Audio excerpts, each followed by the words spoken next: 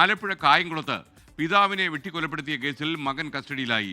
പുല്ലുകുളങ്ങര സ്വദേശി നടരാജനാണ് കൊല്ലപ്പെട്ടത്. പ്രതി നവജിത്ത് നടരാജൻ ലഹരിക്ക് അടിമയാണെന്നാണ് പോലീസ് പറയുന്നത്. പരിക്കേറ്റ മാതാവ് സിന്ധു ഗുരുതരാവസ്ഥയിൽ തുടരുകയാണ് ഇപ്പോഴും. അശ്വിൻ പാലാടി നമുക്കൊപ്പം ചേരുന്നു. അശ്വിൻ, ഈ കേരളത്തിലിപ്പോൾ ഇതൊന്നും ഒരു അപൂർവ സംഭവമല്ല. മയക്കുമരുന്നിനൊക്കെ അടിപ്പെട്ടു പോയ കുട്ടികൾ മാതാപിതാക്കളെ ആക്രമിക്കുക, അവരെ വെട്ടിക്കൊലപ്പെടുത്തുക എന്നൊക്കെയുള്ള വാർത്തകളിലേക്ക് ഒരു വാർത്ത കൂടി.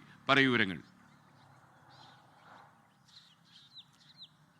ഇന്നലെ രാത്രി നാടിനെ ഒന്നാകെ ഞെട്ടിച്ച വാർത്തയാണ് പുറത്തു വന്നത്. ഈ മാതാപിതാക്കളെ ആക്രമിച്ചത് ഒരു അഭിഭാഷകൻ കൂടിയാണ് എന്നുള്ളതാണ് അവിടെ എടുത്തു പറയേണ്ട കാര്യം. മാവേലിക്കര കോടതിയിലെ അഭിഭാഷകനായ നവജിത്താണ് ഇന്നലെ രാത്രി മയക്കുമരുന്ന് കഴിച്ച് വീട്ടിലെത്തി അച്ഛനെയും അമ്മയെയും വെട്ടുകത്തി കൊണ്ട് അതിക്രൂരമായി മർദ്ദിച്ചത്. ഈ വീട്ടിൽ വെച്ചുള്ള ആക്രമണത്തിൽ തലയ്ക്കും നെഞ്ചിനും കഴുത്തിലുമൊക്കെ വെട്ടേറ്റ നടരാജൻ, അതായത് നവജിത്തിൻ്റെ അച്ഛനാണ് നടരാജൻ, വീട്ടിൽ വെച്ച് തന്നെ മരണപ്പെട്ടു. അതീവ ഗുരുതര പരിക്കുകളോടെ അമ്മ സിന്ധുവിനെ മാവേലിക്കരയിലെ ആശുപത്രിയിൽ, സ്വകാര്യ ആശുപത്രിയിൽ പ്രവേശിപ്പിച്ചിരിക്കുകയാണ്. സിന്ധുവിൻ്റെ അവസ്ഥ ഇപ്പോഴും ഗുരുതരമായി തന്നെ തുടരുന്നു. വലിയ തോതിൽ രക്തസ്രാവം ഉണ്ടായിരുന്നു ഇന്നലെ. ഒക്കെ പരിഹരിക്കാനുള്ള ഡോക്ടർമാരുടെ ശ്രമങ്ങൾ തുടരുകയാണ്. ഈ പോലീസിൻ്റെ എഫ്ഐആറും ഒപ്പം ഇന്നലെ നടത്തിയ വൈദ്യപരിശോധനയിലുമൊക്കെ തെളിഞ്ഞിരിക്കുന്ന കാര്യം, നിരന്തരമായി മയക്കുമരുന്ന് കഴിച്ച് വീട്ടിലെത്തുകയും അത് ഇന്നലെ രാത്രിയും അതുണ്ടായി എന്ന് വൈദ്യപരിശോധനയിൽ പറയുന്നുണ്ട്. ഇന്നലെ അമ്മ ഇത് ചോദ്യം ചെയ്യുന്നു.